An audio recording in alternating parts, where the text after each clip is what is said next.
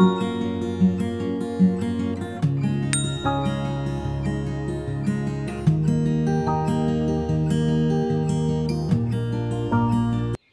सुप्रिय दर्शक और आमी नीलकमल दास बिউটি অফ নেচার চ্যানেলে আপনাদের সবাইকে স্বাগত। এপ্রিল মাস, এই এপ্রিল মাসে বেশ কিছু ভ্যারাইটিতে আমার বাগানে ফুল চলে আসছে। আর এখন প্রচণ্ড গরম, এই প্রচণ্ড গরমে এবং ফুল ও ফলের সিজনে আমরা এই ড্রাগন গাছে কি কি পরিচর্যা করব সেটা নিয়েই আজকের আমার প্রতিবেদন।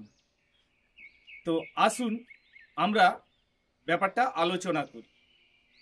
যে প্রথম কাজ হচ্ছে, আমরা এই সময়ে ফুল আসবে, সেই জন্য আগে আমরা জানুয়ারি, ফেব্রুয়ারি এবং মার্চ মাসে যে আমরা জৈব খাবারটা ড্রাগন গাছে দিয়েছিলাম তার কিছুটা পরিবর্তন আমরা করব। তো সেই পরিবর্তনটা কি কি হবে না, যেহেতু আমাদের ফুলের সিজন এবং ফলের সিজন, আপনারা প্রত্যেকেই যারা বাগান করেন এবং সামান্য নলেজ আছে তারা জানেন যে গাছে যদি পরিমাণে ফুল এবং ফল পেতে হয় তাহলে আমাদেরকে পটাশটা বাড়াতে। তো সেটাই আজকে বা এপ্রিল মাস থেকে আমরা করব, যে নাইট্রোজেনটা কমাবো মানে একদম দেব না তা নয়, আর পটাশের পরিমাণটা আমরা বাড়াবো। তো এই জন্য আমরা কি করব না, আমরা আমাদের জৈব পটাশ, যেটা অ্যামাজন, ফ্লিপকার্ট বা আরও অন্যান্য সাইটে পাবেন যে বায়ো পটাশ বলে, সেটা আপনারা দিতে পারেন। বা বাড়িতে যদি তৈরি করেন কলার খোসা পচানো যে জল, সেই জলটাও আপনারা দিতে পারেন। আর কি করবেন না, আমাদের যে ওই সরষার খোল পচানো যে জলটা, সেই জলটাও আমরা দেব। তো আরও পাতলা করে দেব। আর যখন প্রচণ্ড গরম পড়ে যাবে সেই সময়ে আমরা কিন্তু অনেকটাই কম দেব, মানে আরও ডাইলিউট করে দেব, পাতলা করে দেব। আর কি না, আর আছে আমাদের কিচেন কম্পোস্টের যে লিকুইডটা বেরোয় সেটাও আমরা দেব। আর কি না, ওয়েস্ট ডিকম্পোজারের জল সেটাও দেব। এই এত কিছু যখন দিতে থাকব তখন স্বভাবতই প্রশ্ন আসবে যে আমাদের ওয়াটার ম্যানেজমেন্টটা কেমন হবে আর এটা কিভাবে দেব। এখন ড্রাগন গাছ আমরা জানি যে এর ক্যাকটাস জাতীয় গাছ, মরুভূমি অঞ্চলের গাছ, এ জল খুব বেশি পছন্দ করে। আর গরমকালে জল যখন দেব আমরা কিন্তু খুব বেশি জল দেব না। যদি ওভার ওয়াটারিং করে ফেলি তাহলে কিন্তু গাছটা নষ্ট হয়ে যাবে ফাঙ্গাস অ্যাটাকে। ফাঙ্গাস বলতে কেবলমাত্র গোড়ায় হবে না, আমরা যখন এই যে গাছটা ধরুন আমার টবে আছে বা আপনাদের মাটিতে আছে, এতে যদি জল বেশি দিয়ে দেন, গাছ শিকড়ের সাহায্যে সে করবে কি, এ যেমন ক্যাকটাস জাতীয় তেমন এর স্যাকুল্যান্ট প্রপার্টিও আছে। অর্থাৎ এই যে কাণ্ডগুলা দেখছেন, এই কাণ্ডের মধ্যে এরা রস সঞ্চিত করে রাখে, অর্থাৎ জল এবং খনিজ লবণ ওরা টেনে নেয়। এরপর কি হয় না, এই প্রচণ্ড রৌদ্রের তাপে ওই জায়গায় ফস্কার মতো পড়ে যায়, হলুদ হয়ে যায়, তারপর ফাঙ্গাস অ্যাটাক করে এবং গলে যায়, তখন গাছটা পুরো নষ্ট হয়ে যাওয়ার মতো অবস্থা হয়। এই জন্য প্রথম এবং গুরুত্বপূর্ণ পরিচর্যা হচ্ছে আমরা জলটা কিন্তু মেপে মেপে দেব। 3-4 দিন ছাড়া নয়, অন্তত 5 দিন ছাড়া আমরা এই গাছে জল দেব। তো কিভাবে আমরা চেক করব না, চেক করার জন্য প্রথমে করবেন কি, টবের মাটি বা আপনার যেখানে মাটিতে যদি থাকে তার মাটি, আর ড্রাগনের মাটি তো আমরা জানি হালকা ভুরভুরে হয়। তো তার ফলে কি করবেন না, এই মাটির এখানে আপনারা একটু আঙুল দিয়ে দেখবেন, যেটা আমি অন্যান্য ভিডিওতে বলেছি, 2-3 ইঞ্চির মতো আঙুল চলে যাওয়ার পর দেখবেন যদি রস থাকে তাহলে সেদিন জল দেওয়ার দরকার নেই, তার পরের দিন জল দেবেন। এবারে এই যে জল দেব তাহলে কতদিন? 5 দিন ছাড়াও যদি দেখা যায়, তাহলে মাসে যদি 30 দিন হয়, তাহলে 30 দিনে আমরা 6বার এই গাছের গোড়ায় জল দিতে পারব। এবার অসুবিধাটা হচ্ছে কি না, আমরা দিচ্ছি কলার খোসা পচানো জল, তারপর দিচ্ছি লিকুইড যে আপনার খোল পচা জল, কিচেন কম্পোস্টের জল, ওয়েস্ট ডিকম্পোজারের জল, আর ম্যাগনেসিয়াম সালফেট, বোরন, জিঙ্ক, এই এত কিছু করে যদি দিতে হয়, তাহলে আমরা দেব কিভাবে?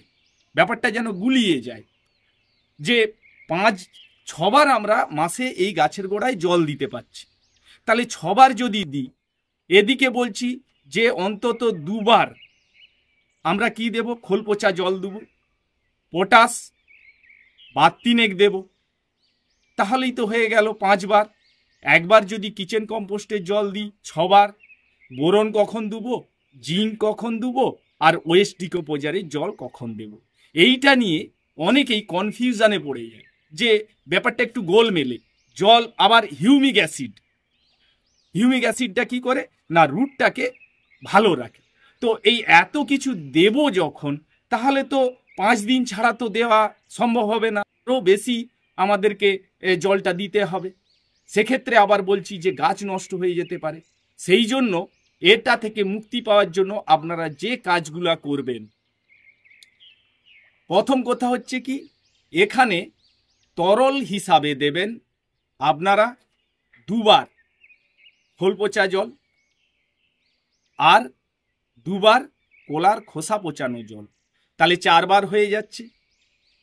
আর 2বার দেবেন আপনাদের কাছে যদি থাকে কিচেন কম্পোস্ট আর ওয়েস্ট ডিকম্পোজারের জল। এবার যদি না থাকে, এর মধ্যে এইগুলো যদি বাদ দেন, তাহলে একটা যদি দেন, আর একবার দেবেন মাসে একবার ওই হিউমিক অ্যাসিডের জল একবার দিলেন, তাহলে এই হলো আমাদের 6বার। এবার রয়ে গেল কি না, রয়ে গেল আমার ম্যাগনেসিয়াম সালফেট বা এপসাম সল্ট, এটা রয়ে গেছে। এই এপসাম সল্ট আপনারা দেবেন মাসে একবার, সেটা স্প্রে করবেন। হয় সকালের দিকে সবচেয়ে বেস্ট হয়, সূর্য উঠেছে তার পরে পরেই দেবেন, আর না হলে সন্ধ্যার দিকে দেবেন। বেশি দেবেন না, 1 লিটার জলে 1 চামচ দিয়ে সমস্ত গাছকে স্প্রে করে দিবেন। আর বোরন 15 দিন ছাড়া দেবেন, আর জিঙ্কও 15 দিন ছাড়া দিয়ে দেবেন। বোরন দিলে কি হবে, আপনাদের এই ফুল দেখবেন যে ড্রপ হয়ে যাওয়ার যে অবস্থাটা হয়, সেটা হবে না। আর এই সময়েই দেখুন যে আমার কিছু গাছে, এদিকে দেখুন, এটা আসন্তা 5 নর্মালটা, আর এটা আসন্তা 5 রেড, এতে চলে আসছে।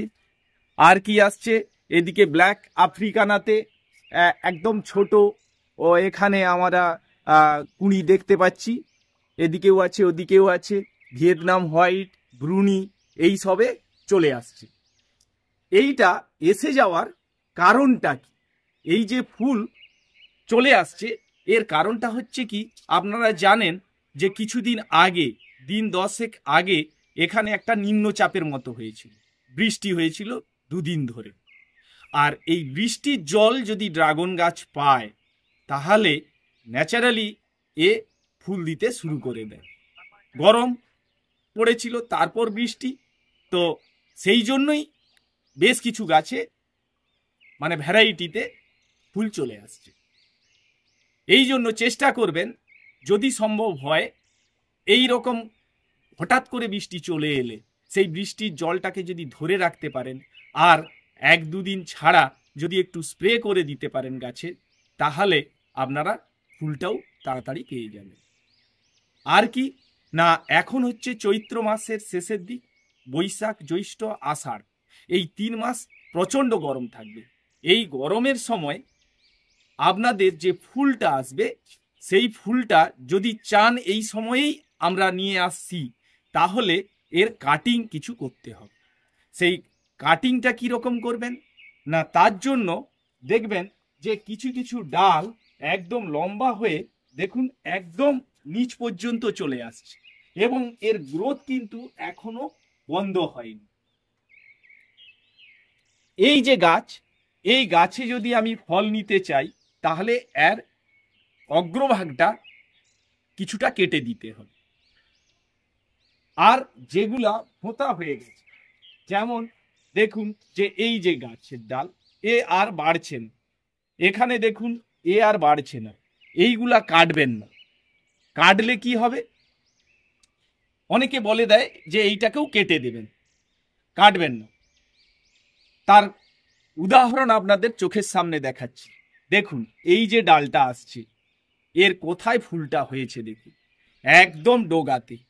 যদি আপনারা এখানে কেটে দিতেন তাহলে এই ফুলটা কিন্তু পেতেন না। এই জন্য যখন গ্রোথ স্টপ হয়ে গেছে তার যে যে সমস্ত ডালে সেটাকে কাটবেন না।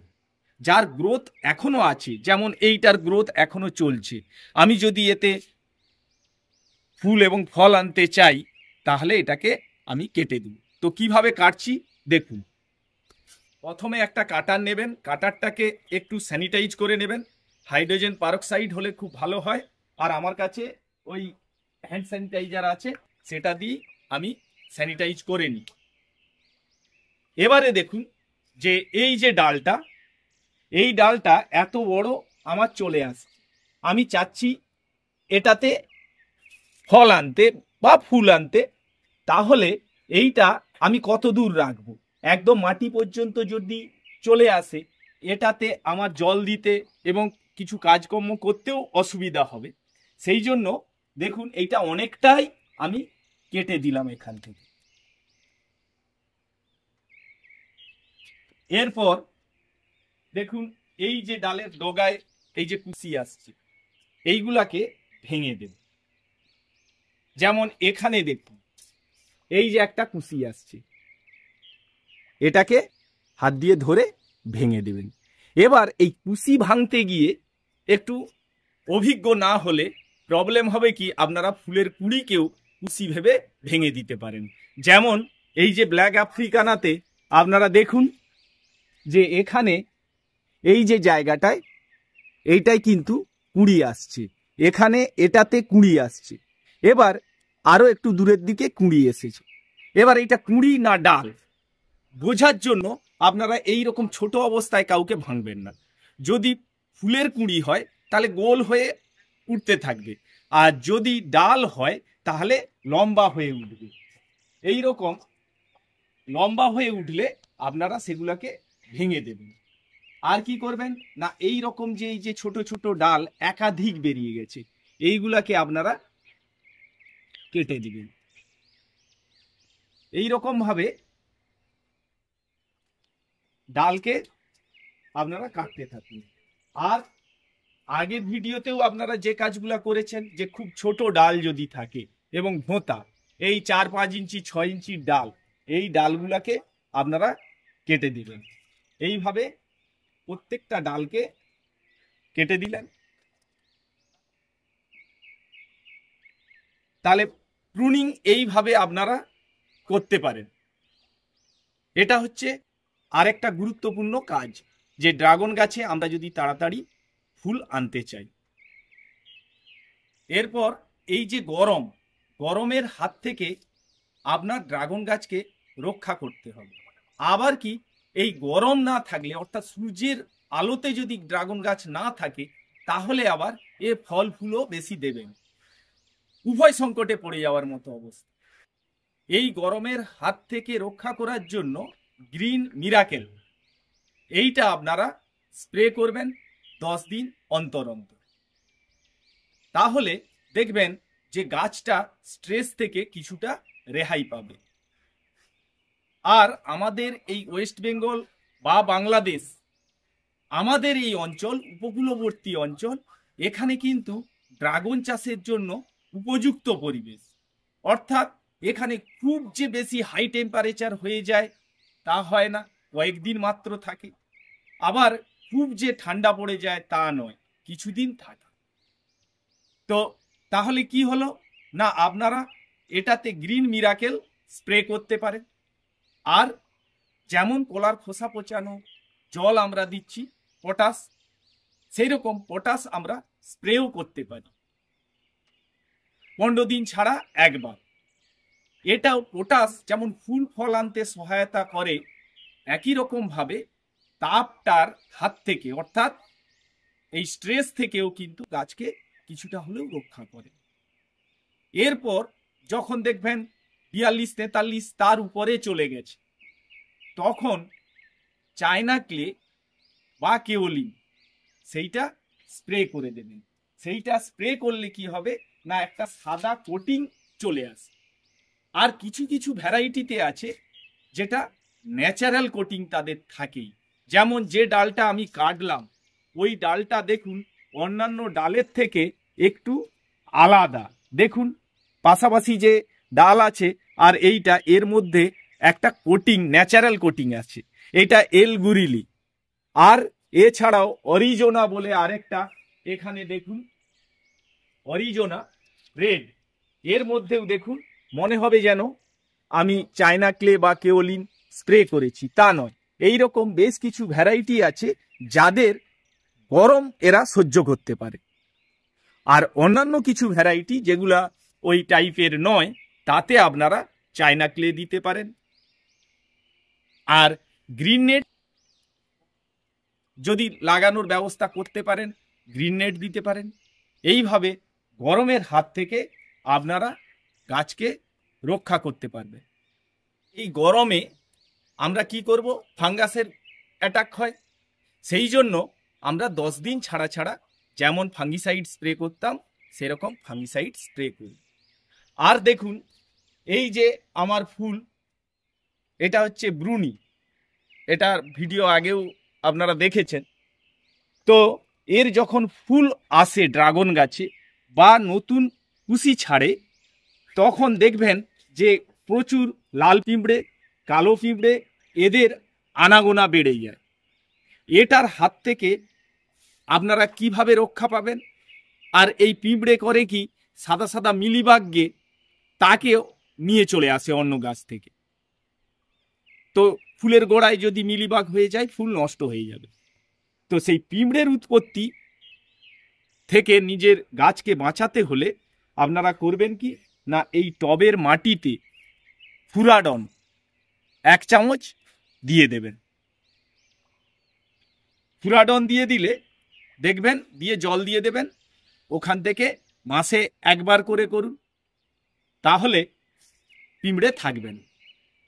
আর নিমখোল, ভালো মানের যদি নিমখোল পান, তাও যদি 1 থেকে 2 চামচ টবের চারধারে দিয়ে জল দিয়ে দেন, পিঁপড়ের উপদ্রব অনেকটাই কমবে। এই কাজটা করবেন। এছাড়া যেমন আমরা বোরন দিচ্ছি, জিঙ্ক দিই, সেই রকম একটা অনুখাদ্য দেবেন। আমি বায়োভিটা এক্স দিই, ওই 15 দিন ছাড়া বায়োভিটা এক্স। অর্থাৎ আপনাদেরকে ওই গ্যাপটা দেখে দেখে দিতে হবে।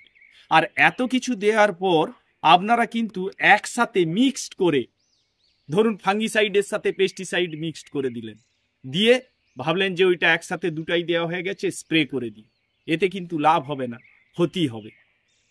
আমরাও যেমন মানুষ, আমরাও যে খাবার খাই, তাতে বেশ কিছু খাবার আছে যে খিচুড়ি তৈরি করতে গেলেও দেওয়া হয় না, তাতে বিষক্রিয়া হয় বা পেটের গন্ডগোল হয়। ওই একই রকমভাবে ফাঙ্গিসাইড আর পেস্টিসাইড যদি দিয়ে দেই, তাহলে কিন্তু ভালো হবে না। যেমন ধরুন উচ্ছে অর্থাৎ তেতো, তার সাথে যদি টক পাইল করে খেতে দেওয়া হয়, আমরা প্রত্যেকেই ওটাকে গ্রহণ করব। ওই একই রকমভাবে গাছের ক্ষেত্রেও ফাঙ্গিসাইড পেস্টিসাইড একসাথে মিক্সড করবেন, তাতে ওদের যে কর্মক্ষমতা হ্রাস অনেকটাই পেয়ে যায়। এইভাবে আপনারা যদি পরিচর্যা করেন, তাহলে দেখবেন সামনের সিজনে আপনাদের গাছ ভালো থাকবে আর ফুল এবং ফল প্রচুর পরিমাণে হবে। আর যদি এই সব নাও করেন, তাহলে ফল আর ফুল হবে, তো সেটা কিছুটা হয়তো কম হবে। আমার কাছে আছে 120 রকমের ভ্যারাইটির ড্রাগন, এবং তাতে দেখছেন বেশ কিছুতে অলরেডি ফুল চলে আসছে। আর এর কিছু চারাও আমি বেশি তো চারা করতে পারা যায়নি, আমার এই গাছ ধরুন বছর দুয়েকের মতো হলো, তো কিছু চারা আমি তৈরি করে বিক্রিও করেছি। যদি আপনাদের প্রয়োজন হয় তাহলে আমার হোয়াটসঅ্যাপ নাম্বার এতে দেওয়া আছে, সেইটা আপনারা হোয়াটসঅ্যাপে যোগাযোগ করবেন। আপনাদেরকে আমি বেশি চারা দিতে পারবো না, কিছু মাত্র কয়েকটা ভ্যারাইটির চারা আপনাদেরকে দেওয়ার উপযুক্ত সেগুলোই আমি দেব। কারণ কিছু ভ্যারাইটিতে এখনো আমি ফল পাইনি, তো সেই ফল না পেলে আপনাদেরকে কিছু ভুলভাল চারা যদি দিয়ে দেওয়া হয় তখন আপনারাও বিপাকে পড়বেন, আমারও খারাপ লাগবে। যাই হোক, ভিডিওটা এই পর্যন্তই, আর বেশি দীর্ঘায়িত করব না। পুরো ভিডিওটা দেখার জন্য আপনাদের সবাইকে ধন্যবাদ। দেখা হবে পরের ভিডিওতে। সবাই ভালো থাকুন, সুস্থ থাকুন।